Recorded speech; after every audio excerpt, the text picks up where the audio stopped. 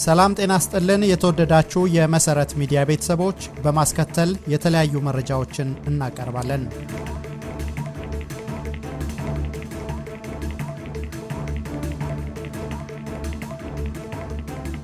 በቅድሚያ ርዕሶቹን። በህይወት ያሉትን የማህበራችንን አባል ልንቀብር ሄድን ሲሉ የኢትዮጵያ ፌዴራል ጠበቆች ማህበር አባላት ገለጹ። የህዝብ ተወካዮች ምክር ቤት የሚዲያ ዘርፍ መሪ የሆኑት ዶክተር ንጉሴ መሸሻ በሪፖርተር ጋዜጣ ሰሞነኛ አነጋጋሪ ዘገባ ሳቢያ ከስራ ተሰናበቱ።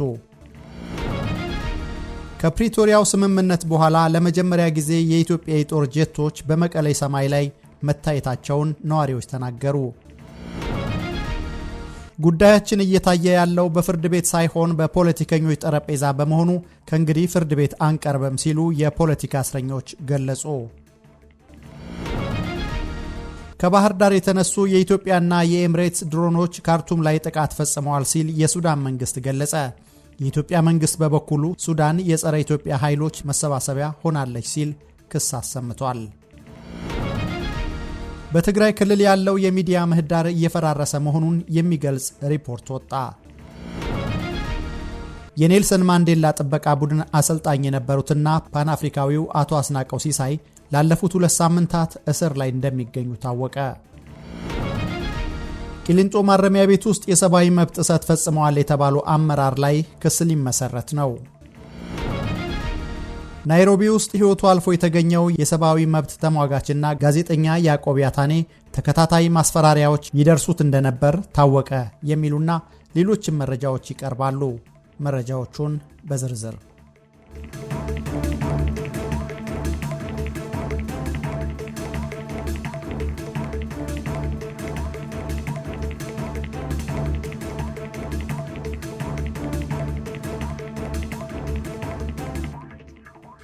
በህይወት ያሉትን የማህበራችንን አባል ልንቀብር ሄድን ሲሉ የኢትዮጵያ ፌዴራል ጠበቆች ማህበር አባላት ገለጹ። የኢትዮጵያ ፌዴራል ጠበቆች ማህበር ባልደረባው በህይወት እያሉ አርፈዋል በሚል በተሳሳተ መረጃ የቀብር ስነ ስርዓት ላይ በመገኘታቸው ከፍተኛ ይቅርታ ጠይቋል። ማህበሩ በይፋዊ መግለጫው መሰረት ለዚህ መንስኤ የሆነው አባሉ የሆኑት ጠበቃ ወይዘሮ አስቴር አርአያ አርፈዋል የሚል የሐሰት ሪፖርት ለማህበሩ መድረሱ ነው። ይህንን መረጃ እውነት ነው ብሎ የተቀበለው ማህበሩ በመጀመሪያ በቴሌግራም ገጹ ላይ የሐዘን መግለጫ ወጣ ሲሆን በመቀጠልም የማህበሩ አመራሮች፣ ሰራተኞችና ሌሎች አባላት በሙሉ በተባለው የቀብር ስነ ስርዓት ላይ ተገኝተዋል። ይሁን እንጂ የቀብር ስነ ስርዓቱ ላይ ከተገኙ በኋላ ነው አስደንጋጩ እውነታ የታወቀው። የማህበሩ አባላት በተገኙበት ሲቀበሩ የነበሩት ግለሰብ ወይዘሮ አስቴር አሸብር የተባሉ ሌላ ሰው መሆናቸውንና የማህበሩ አባል የሆነችው ጠበቃ አስቴር አርአያ ግን በህይወት መኖሯን ማህበሩ አረጋግጧል። በህይወት ያሉትን የማህበራችንን አባል ልንቀብር ሄድን፣ ሌላ ሰው ሆኖ በመገኘታቸው እጅግ ተደናገጥን። ከዛ በኋላ ነው ስንደዋወል ስህተት እንዳለ የገባን። እጅግ ግራ የሚያጋባ ነገር ነበር በማለት አንድ በስፍራው የነበሩ ጠበቃ ለሚዲያችን ተናግረዋል። ማህበሩ በፈጠረው ስህተት ከፍተኛ ድንጋጤ ውስጥ መሆኑን በመግለጽ ለጠበቃ አስቴር አርአያ፣ ለቤተሰቦቻቸውና ለማህበሩ አባላት በሙሉ ልባዊ ይቅርታ አቅርበዋል። በተጨማሪም በቴሌግራም ገጹ ላይ ተሰራጭቶ የነበረውን የተሳሳተ የሐዘን መግለጫ ወዲያውኑ ያነሳ ሲሆን ወደፊት እንዲህ ያሉ አስገራሚና አሳፋሪ ስህተቶች እንዳይደገሙ የውስጥ አሰራሩን በጥብቅ እንደሚገመግም ቃል ገብቷል። የህዝብ ተወካዮች ምክር ቤት የሚዲያ ዘርፍ መሪ የሆኑት ዶክተር ንጉሱ መሸሻ በሪፖርተር ጋዜጣ ሰሞነኛ አነጋጋሪ ዘገባ ሳቢያ ከስራ ተሰናበቱ። በኢፌዴሪ የህዝብ ተወካዮች ምክር ቤት የሙያዊ ዘርፍ ምክትል ጽህፈት ቤት ኃላፊና የምክር ቤቱን ሚዲያ በበላይነት ሲመሩ የነበሩት ዶክተር ንጉሱ መሸሻ ከአፈ ጉባኤው በተጻፈ ደብዳቤ ከስራ መባረራቸውን መሰረት ሚዲያ አረጋግጧል። ለከፍተኛው የሥራ ኃላፊ ስንብት ዋነኛ ምክንያት የሆነው ባለፈው ሳምንት የፌዴራል ፖሊስ የ9 ወራት የሥራ አፈጻጸሙን ለምክር ቤቱ የሕግና ፍትህ ጉዳዮች ቋሚ ኮሚቴ ባቀረበበት ወቅት የግል ሚዲያዎች ተገኝተው እንዲዘግቡ መፈቀዱ እንደሆነ ታውቋል። በተለይም በወቅቱ የቀረበውን ሪፖርት መነሻ በማድረግ ሪፖርተር ጋዜጣ ከፍተኛ ባለስልጣናትና ታዋቂ አርቲስቶች ከ98 ቢሊዮን ብር በላይ መዝረፋቸው በኦዲት ተረጋገጠ በሚል ባወጣው ዘገባ የመንግስት ከፍተኛ አመራሮች መቆጣታቸው ለኃላፊው መባረር እንደ ምክንያት ተጠቅሷል። ይህ ስንብት የተከናወነው የፌዴራል ፖሊስ የሪፖርተር ጋዜጣን ዘገባ የተዛባና ፍጹም ስህተት በሚል በይፋ በኮነነ ማግስት ሲሆን ፖሊስ በሰጠው መግለጫ ጋዜጣው 133 ሚሊዮን ዶላርን ወደ ብር በመቀየርና ከተለያዩ የወንጀል አይነቶች ጋር በመደመር የፈጠረው ስሌት የሕዝብን ግንዛቤ የሚያናጋ ነው ብሏል። ፖሊስ እንደገለጸው ከሆነ ከ78 ቢሊዮን ብር በላይ የሚገመተው ጉዳት በሙስና፣ በኮንትሮባንድ፣ በታክስ ስወራ፣ በሳይበር ወንጀልና በሕገ ወጥ ሐዋላ የተፈጸሙ ድምር ውጤቶች እንጂ ጋዜጣው እንዳለው የመንግስት ባለስልጣናትና አርቲስቶች ብቻ የዘረፉት ገንዘብ አይደለም። ሆኖም ይህ የዘገባ ውዝግብ አሁን ላይ በምክር ቤቱ አስተዳደራዊ እርምጃ እንዲወሰድና የግል ሚዲያዎችን ወደ ፓርላማ ያስገቡ ኃላፊዎች ተጠያቂ እንዲሆኑ አድርጓል። ከዶክተር ንጉሱ መሸሻ ስንብት ጋር ተያይዞ በህዝብ ተወካዮች ምክር ቤት ውስጥ በግል ሚዲያዎች ላይ ጠንካራ የሆነ የመረጃ ክልከላ መኖሩን መሰረት ሚዲያ ቀደም ብሎ ዘግቦ ነበር። ይህ ሁኔታ የምክር ቤቱን ግልጽነትና ተጠያቂነት ጥያቄ ውስጥ የከተተው ሲሆን የግል ሚዲያዎችን መከልከልና ለዚህ ምክንያት የሆኑ ኃላፊዎችን ከስራ ማሰናበት የመረጃ ነፃነትን የመገደብ እርምጃ ተደርጎ ተወስዷል። በአሁኑ ወቅት በዶክተር ንጉሱ መሸሻ ምትክ ሌላ ሰው ውክልና ተሰጥቶት የሥራ ርክክብ እየተደረገ መሆኑ ታውቋል። የፓርላማ ቋሚ ኮሚቴዎች በሚያካሂዱት የግምገማ መድረክ ላይ የግል መገናኛ ብዙሃን ገብተው እንዳይዘግቡ እየተከለከሉ መሆኑ ታወቀ። ከሰሞኑ አንዳንድ ሚዲያዎች በመንግስት አካላት የሚወጡ ሪፖርቶችንና ውይይቶችን ተንተርሰው ለሕዝብ ያቀረቧቸው መረጃዎች የሕዝብን ቀልብ ስበዋል። ብዙዎችም መነጋገሪያ ሆነዋል። ከነዚህ ውስጥ አንዱ ሪፖርተር ጋዜጣ ባሳለፍነው እሁድ እትሞ ከፍተኛ ባለስልጣናትና ታዋቂ አርቲስቶች ከ98 ቢሊዮን ብር በላይ መዝረፋቸው በኦዲት ምርመራ መረጋገጡ ተነገረ በሚል የሰራው ዘገባ ነው። ይህን ተከትሎ የፌዴራል ፖሊስ ጋዜጣውን የተሳሳተ መረጃ በማሰራጨት ወቅሶ በሕግ እጠይቃለሁ ብሏል። ከዚህ ጋር በተያያዘ በሕዝብ ተወካዮች ምክር ቤት ውስጥ አግላይ የሆነ የሚዲያ ክልከላ የግል ሚዲያዎች ላይ እየተስተዋለ መሆኑ ታውቋል።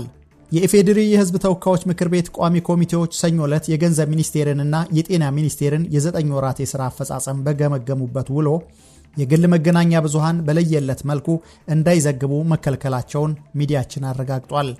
በተለይም የጤና ሚኒስቴር የፊት ለፊት ግምገማ መድረክ ለሌላ ጊዜ መራዘሙ በይፋ ከተገለጸ በኋላ መድረኩ በዝግ መካሄዱ ክስተቱን ሆን ተብሎ የተደረገ አግላይ እርምጃ አስመስሎታል በማለት ጋዜጠኞች ተናግረዋል።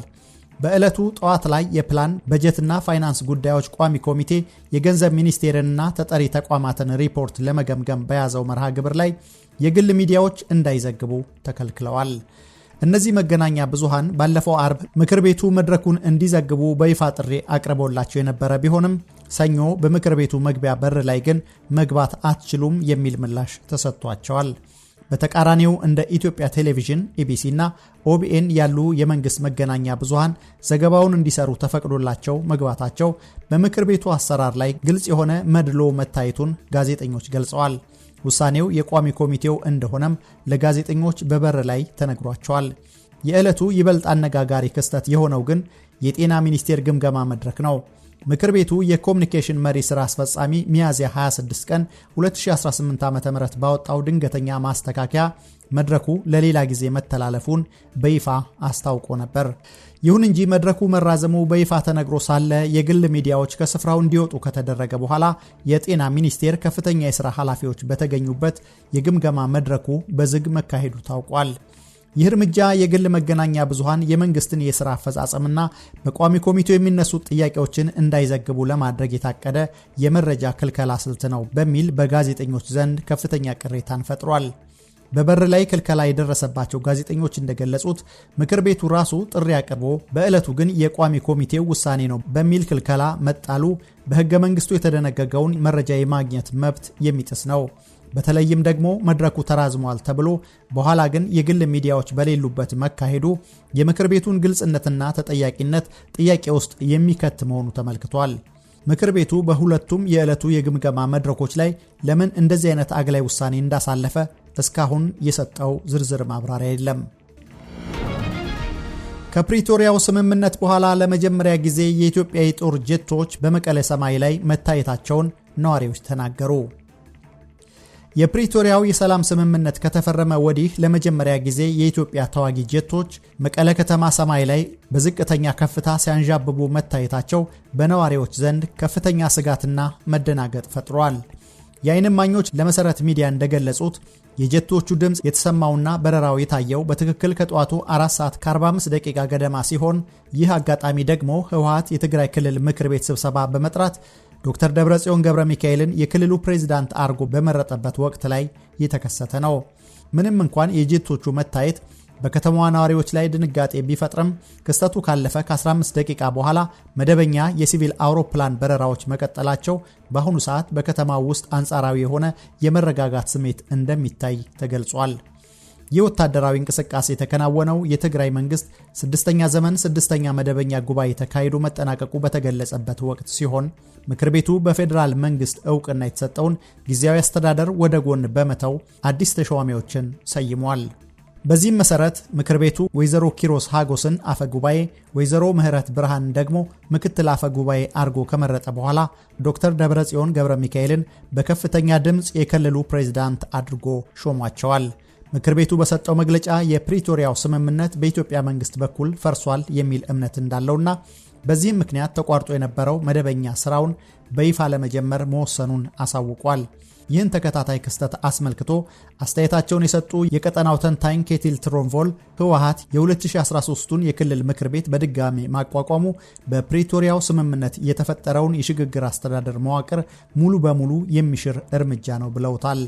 ይህ ውሳኔ የህወሓትን ሊቀመንበር ዶክተር ደብረጽዮን ገብረ ሚካኤልን በፕሬዝዳንትነት በመሾም በጊዜያዊ አስተዳደሩና በፌዴራል ባለስልጣናት ላይ የተቃጣ ግልጽ ተቃውሞ እንደሆነም ገልጿል።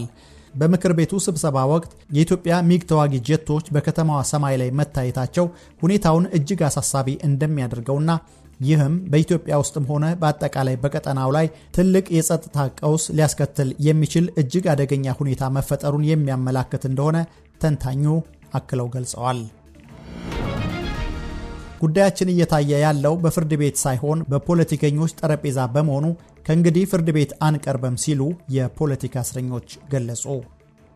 በነ ዶክተር ወንደሰን አሰፋ፣ መስከረም አበራ፣ ጎበዜ ሲሳይ፣ ዳዊት በጋሻውና ገነት አስማማው መዝገብ ስር የሚገኙ 16 ተከሳሾች ለፍርድ ቤት በላኩት አዲስ አቤቱታ የብልጽግና መንግስት ባለስልጣናት በፍትህ ስርዓቱ ውስጥ በግልጽ እጃቸውን በማስገባት ለሞት ቅጣት እያዘጋጁን ነው ማለታቸውን ሚዲያችን ሰምቷል።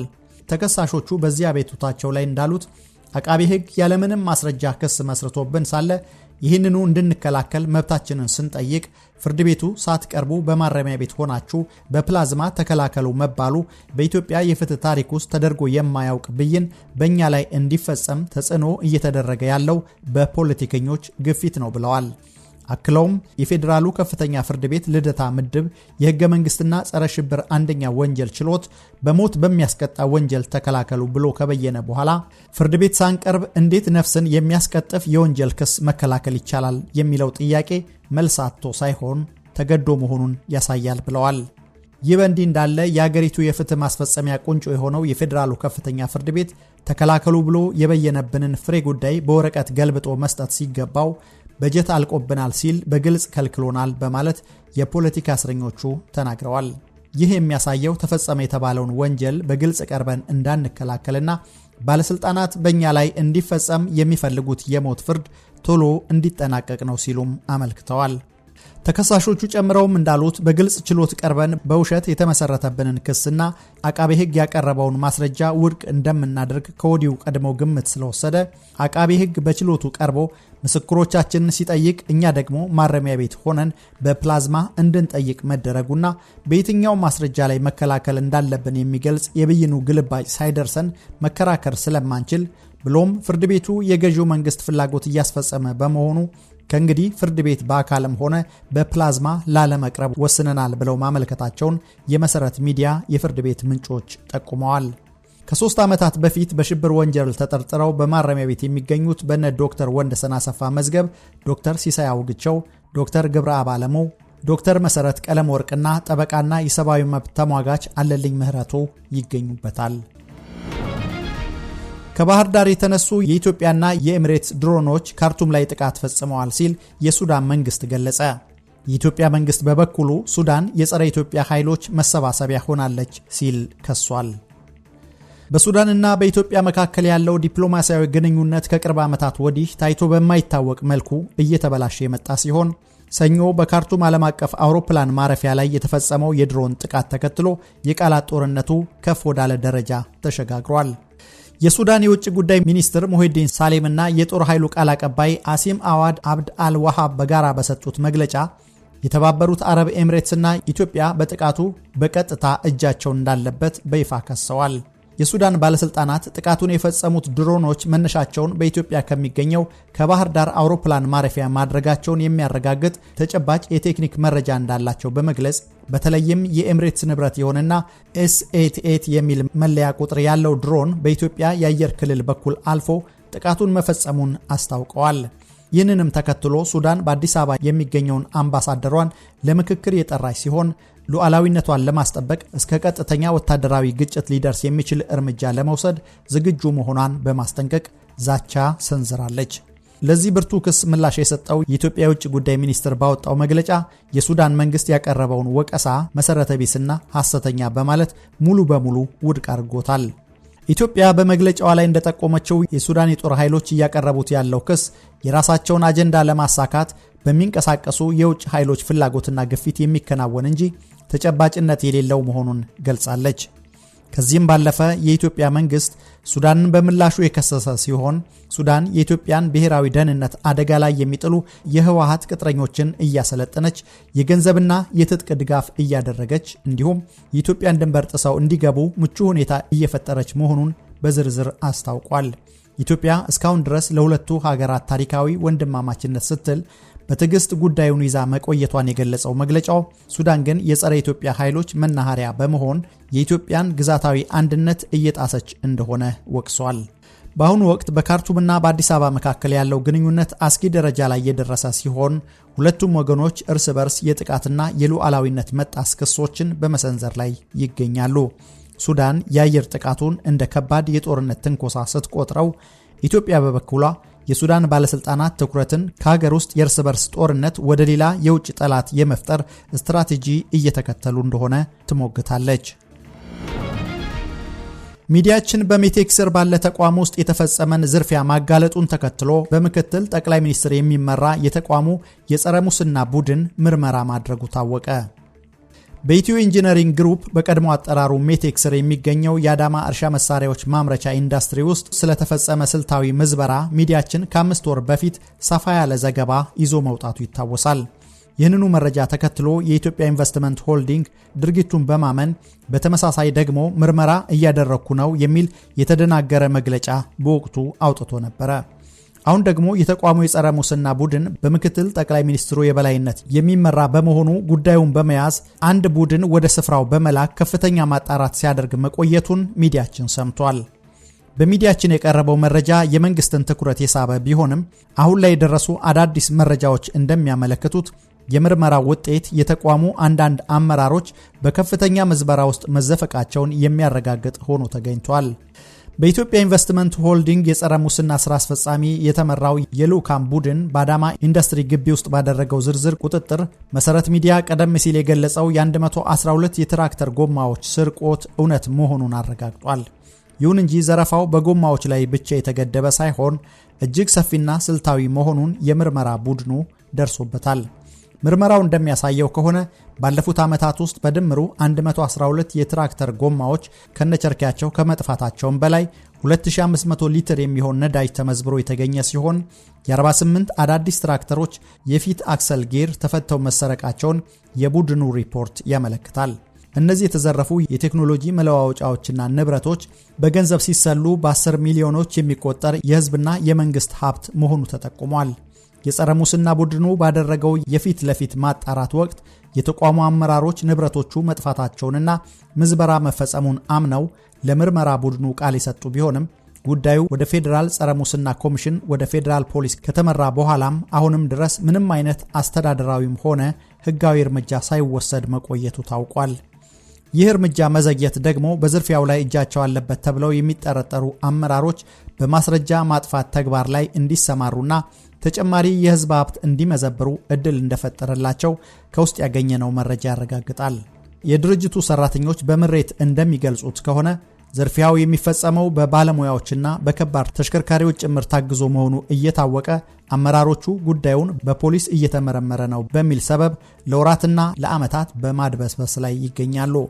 መሰረት ሚዲያ የዘረፋውን መረጃ መጀመሪያ ይፋ ባደረገበት ወቅት ተቋሙ የሕግ ተጽዕኖ ለማሳደር የሚደረግ ሙከራ ነው በማለት ወቀሳ ለመሰንዘር ቢሞክርም አሁን ግን የምክትል ጠቅላይ ሚኒስትር ጽሕፈት ቤት የሚመራው የኢንቨስትመንት ሆልዲንግ ባደረገው ማጣራት ስርቆቱ መረጋገጡ የተቋሙን አንዳንድ አመራሮች የጥፋተኝነት ደረጃ ይበልጥ አጋልጦታል። በአሁኑ ሰዓት የድርጅቱ ሰራተኞችና ጉዳዩን በቅርበት የሚከታተሉ ወገኖች ጥሪ እያቀረቡ ያሉት የተረጋገጠው የምርመራ ውጤት ወደ ተግባራዊ እርምጃ ተለውጦ በዝርፊያው የተሳተፉ አመራሮች፣ ጥበቃዎችና መካኒኮች በአስቸኳይ ለሕግ እንዲቀርቡና የቆሙት የሀገር ሀብት የሆኑ ትራክተሮች ወደ ሥራ እንዲመለሱ ነው። መሰረት ሚዲያ የዚህን ግዙፍ ተቋም የሕዝብ ሀብት አጠባበቅና የወንጀል ምርመራ ሂደት ተከታትሎ ለሕዝብ ይፋ ማድረጉን የሚቀጥል መሆኑን እናሳውቃለን። የልጁን እናት በአሰቃቂ ሁኔታ ከገደለ በኋላ ሬሳዋን ቪዲዮ በመቅረጽ ለቤተሰቦቿ የላከው ግለሰብ እስካሁን ቲክቶክን በነፃነት እንደሚጠቀም ታወቀ። በደቡብ ወሎዋ መሃል ሳይንት ወረዳ በቅርቡ አንዲት ሴት ልጇን በሞት ተነጥቃለች።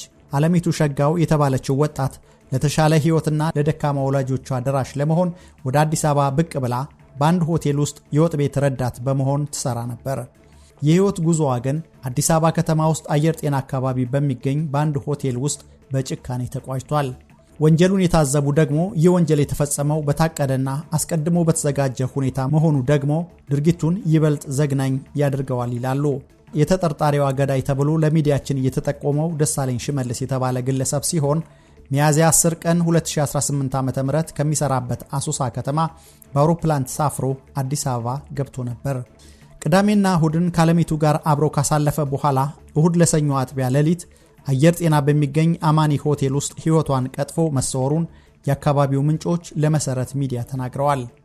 ሰኞ ሚያዝያ 12 ቀን ከጠዋቱ 4 ሰዓት ላይ ፖሊስ የሆቴሉን ክፍል ሰብሮ ሲገባ አስከሬኗን ያገኘ ሲሆን ወዲያውኑም ለምርመራ ወደ ዳግማዊ ምኒልክ ሆስፒታል እንዲወሰድ ተደርጓል። የአለሚቱ ቤተሰቦች ሐዘን ግን በዚህ ብቻ የሚያበቃ አልነበረም። ከ2 ዓመት በፊት ሌላ ወንድ ልጃቸውን በሰው እጅ በግፍ ተነጥቀው የነበሩት እነዚህ አቅመ ደካማ ወላጆች አሁን ደግሞ የአይን ብሌናቸውን አለሚቱን አጥተው በከፍተኛ መሪር ሐዘን ውስጥ እንደሚገኙ ታውቋል። ተጠርጣሪው ደሳለኝ ሽመልስ ወንጀሉን ፈጽሞ ከጠፋ በኋላ ለሟች አጎት ማስፈራሪያ አዘል አጭር የጽሑፍ መልእክት በስልኩ የላከ ሲሆን በአሁኑ ወቅት በአሶሳ ከተማ በነፃነት እየተዝናና መሆኑን የሚያሳዩ የቲክቶክ ቪዲዮዎችን በመልቀቅ በቤተሰቡ ቁስል ላይ እንጨት እየሰደደ እንደሚገኝም ታውቋል።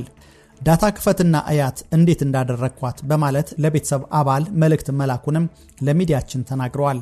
መሰረት ሚዲያ ይህን ቪዲዮ የተመለከተ ሲሆን በዘግናኝነቱ ምክንያት በቀጥታ ላለማቅረብ ወስኗል። የትውልድ ቦታው ምስራቅ ጎጃም መርጦ ለማርያም ዲቦ የተባለ ስፍራ የሆነው ይህ ግለሰብ ለሕግ ሳይቀርብ መቆየቱ የቤተሰቡን ስቃይ አባብሶታል ያሉት አንድ ቤተሰቡን የሚያውቁ ግለሰብ ናቸው። በአሁኑ ወቅት የአለሚቱ አስከሬን በትውልድ ቦታዋ መሃል ሳይንት ወረዳ ሚያዝያ 11 ቀን በክብር ቢያርፍም ተጠርጣሪው ግን በቲክቶክ ማህበራዊ ገጽ ላይ በነፃነት እየታየ ይገኛል። ጉዳዩን በቅርበት የሚከታተልላቸውና ድምፅ የሚሆናቸው ጠንካራ ሰው ያጡት እነዚህ ወላጆች የሕግ ያለህ እያሉ ይማጸናሉ።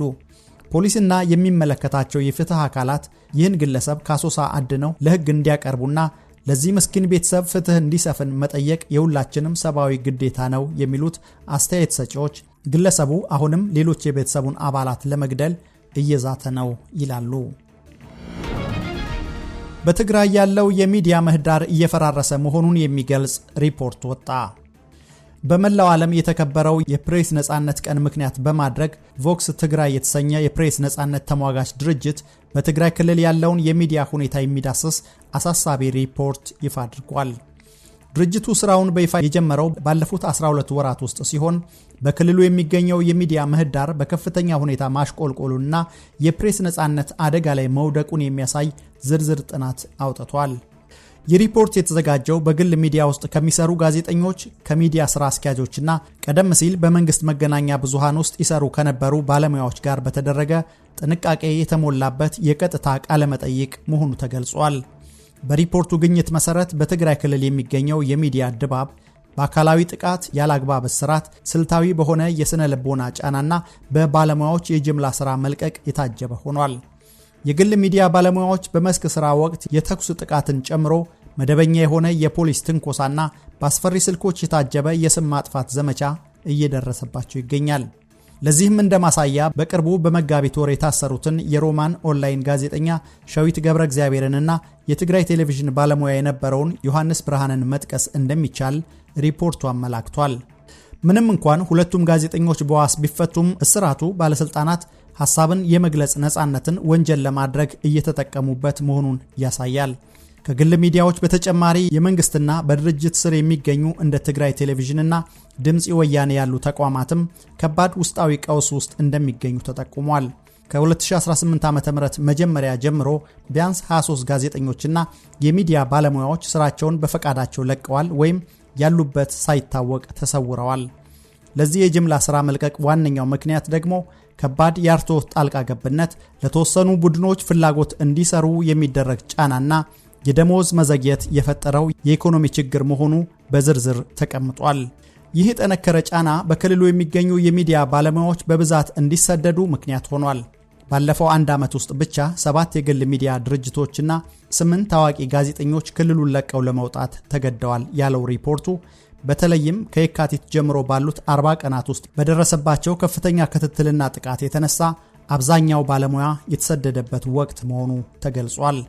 ቮክስ ትግራይ ይህንን ሁኔታ አስመልክቶ ባወጣው በዚህ መግለጫ የክልሉ ባለስልጣናት በጋዜጠኞች ላይ የሚያደርጉትን ክትትልና እስራት በአስቸኳይ እንዲያቆሙ፣ የፌዴራል መንግስት ደግሞ የሚዲያ ፈቃዶችን ከመሰረዝ እንዲታቀብና የክልሉን በጀት እንዲለቅ ጥሪ አቅርበዋል።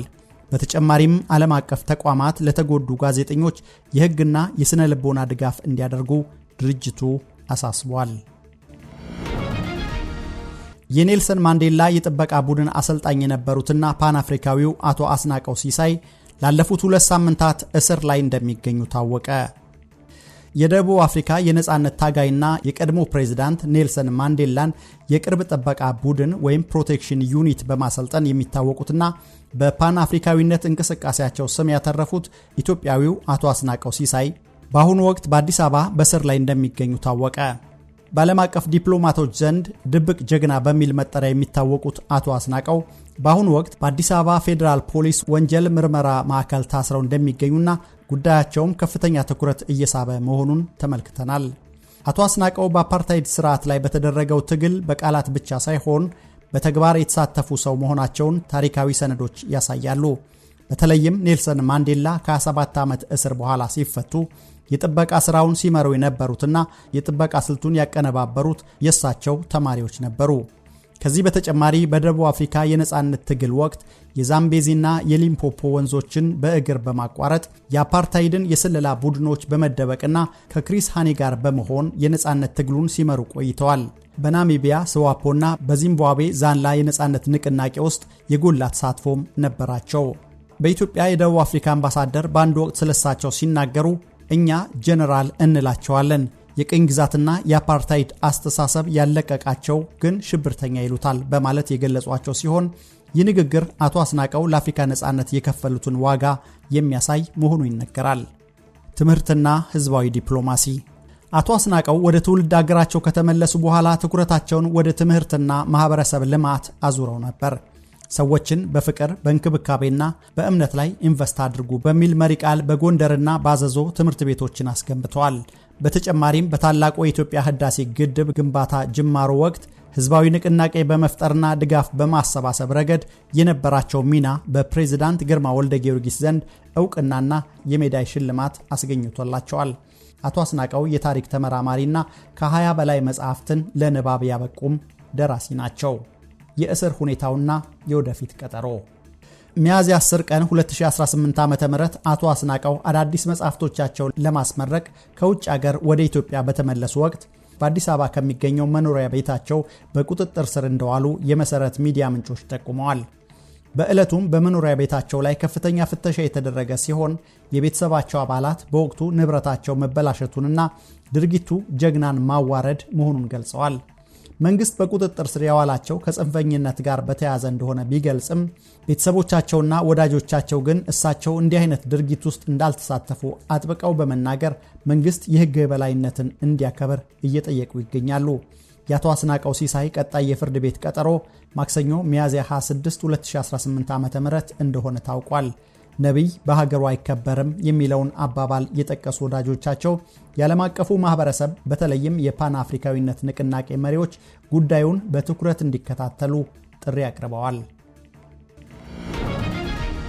በእንሲኖ ከተማ የተፈጸመ አንድ አሰቃቂ ግድያ ማህበረሰቡን ከባድ ሐዘን ላይ ጥሏል።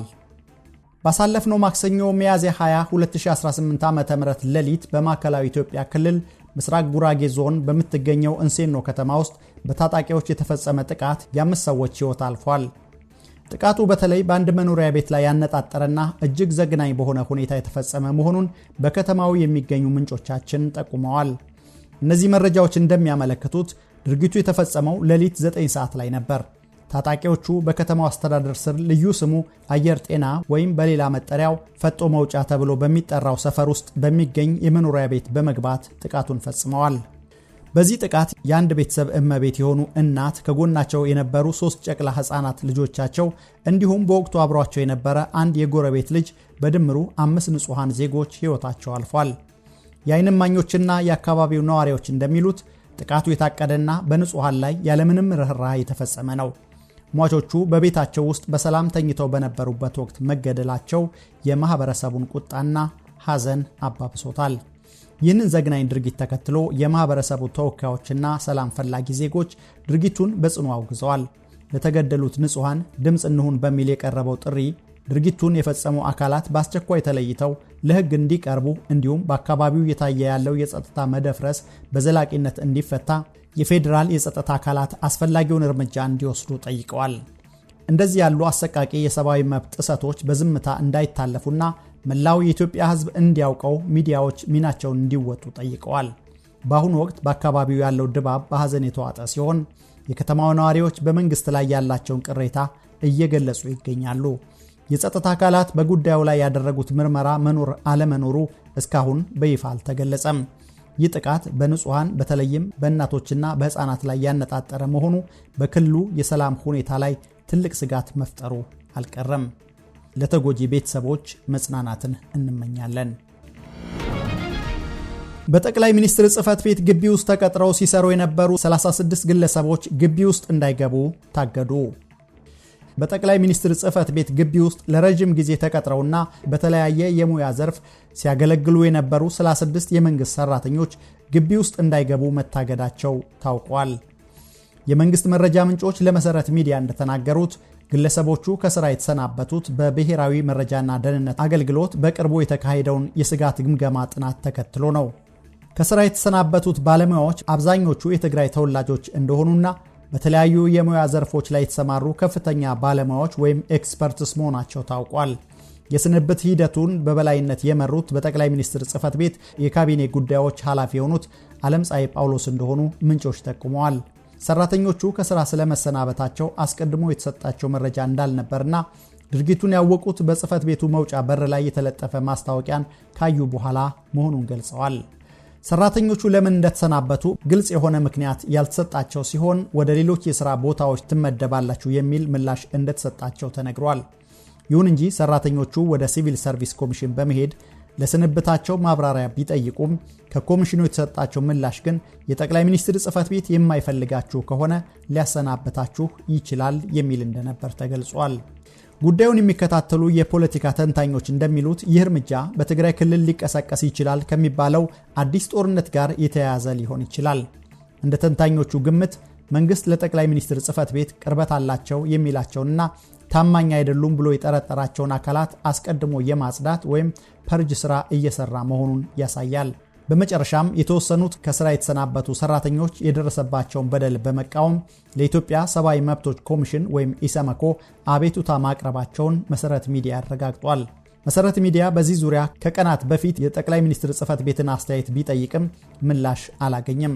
ከስራ የተሰናበቱት ሰራተኞች ለሰብአዊ መብቶች ኮሚሽን ጉዳዩን ማሳወቃቸውን ከመናገር ውጪ ለሚዲያዎች ከመናገር ተቆጥበዋል። ይሁንና የእነዚህ 36 ግለሰቦች መሰናበት ካለፉት 2 ሳምንታት ወዲህ በመንግስት መስሪያ ቤቶች ውስጥ እዚህ ይከሰት ይሆን በሚል ከፍተኛ የመነጋገሪያ አጀንዳ ሆኖ ቀጥሏል። የቂሊንጦ ማረሚያ ቤት ውስጥ የሰብአዊ መብት ጥሰት ፈጸሙ የተባሉ አመራር ላይ ክስ ሊመሰረት ነው። በአቶ ዮሐንስ ቦያለውና በአቶ ክርስቲያን ታደለ መዝገብ ስር በሚገኙ ተከሳሾች ላይ የቂሊንጦ ማረሚያ ቤት አመራር ኢንስፔክተር ድሪባ ሰንበታ ፈጽመውታል በተባለ የሰብአዊ መብት ጥሰት ምክንያት የፌዴራል ፖሊስ ምርመራ አጣርቶ ለአቃቤ ሕግ ማስረከቡን ፍርድ ቤት አስታውቋል።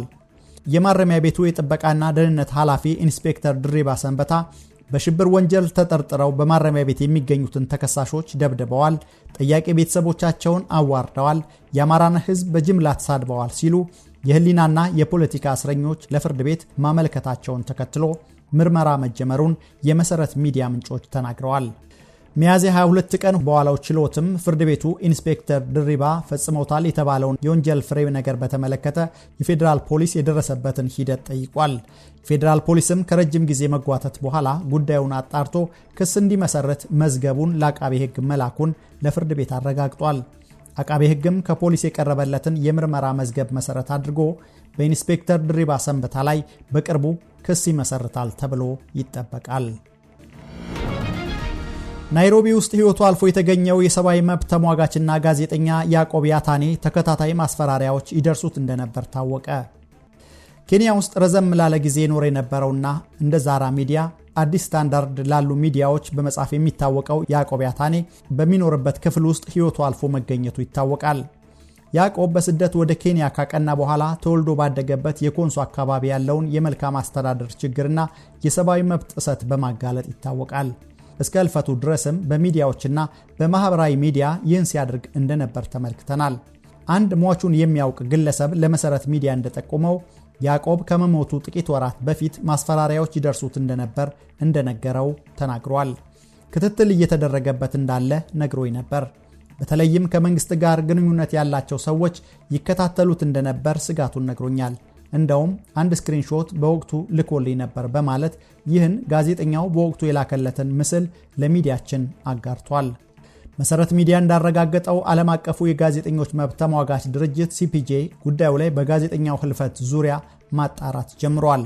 ግለሰቡ መረጃውን ቀድሞ ያጋራው WT ሚዲያ እንደዘገበው የያዕቆብ ያታኔ የሞት ምክንያት መርዝና አካላዊ ጥቃት ሊሆን እንደሚችል የሚያሳዩ የሕክምና መረጃዎች ተገኝተዋል።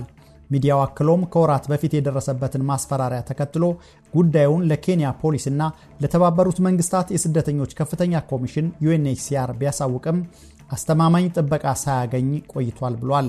በናይሮቢ ሲቲ ሞርቹሪ የተደረገው የመጀመሪያ ደረጃ የአስከሬን ምርመራ ሪፖርት እንደሚያሳየው የጋዜጠኛው ሞት በሕክምና ቋንቋ DIC ወይም Disseminated Intravascular Coagulation በሚባል ሁኔታ የተከሰተ እንደሆነ WT ሚዲያ ተመልክቷል ብሎ መረጃ ያጋራው ሚዲያው ይህ የጤና መታወክ ብዙውን ጊዜ የሚከሰተው ከፍተኛ ኢንፌክሽን ወይም በሰውነት ውስጥ በሚሰራጭ መርዝ ወይም ቶክሲንስ ፖይዝኒንግ ምክንያት እንደሆነ የሕክምና ባለሙያዎች ይገልጻሉ ብሏል። አክሎም ምርመራው በተጨማሪ በጋዜጠኛው የጭንቅላት ቆዳ ስር የደም መፍሰስና በሁለቱም ሳምባዎቹ ላይ የደም መፍሰስ መኖሩን አረጋግጧል በማለት መረጃ አጋርቷል። ጋዜጠኛ ያዕቆብ ያታኔ ከኮንሶ ማህበረሰብ የተገኘ ምሁር ሲሆን በኢትዮጵያ ቴሌቪዥን ውስጥ በእንግሊዝኛ ፕሮግራም ኤዲተርና ዘጋቢነት ለረጅም ጊዜ ከማገልገሉም በላይ በዩኒቨርሲቲ መምህርነትና ተመራማሪነት እንዲሁም በተለያዩ መንግስታዊ ባልሆኑ ድርጅቶች በከፍተኛ ኃላፊነት ሰርቶ ነበር። የተወደዳችሁ የመሰረት ሚዲያ ቤተሰቦች ለዛሬ የተዘጋጁላችሁ መረጃዎች እነዚህ ነበሩ። በየዕለቱ ሰብስታክ ላይ የሚለቀቁ መረጃዎችን በፍጥነትና በቅድሚያ ለማግኘት የፕሪሚየም አባል እንድትሆኑ እንጋብዛለን። መረጃዎቹን ያቀረብኩላችሁ ሳሙኤል አሰፋ፣ የምስልና የድምፅ አርትዖት ስራዎችን በማቀናበር ኢዩኤል ስቡህ አብረናችሁ ቆይተናል። ሰላም።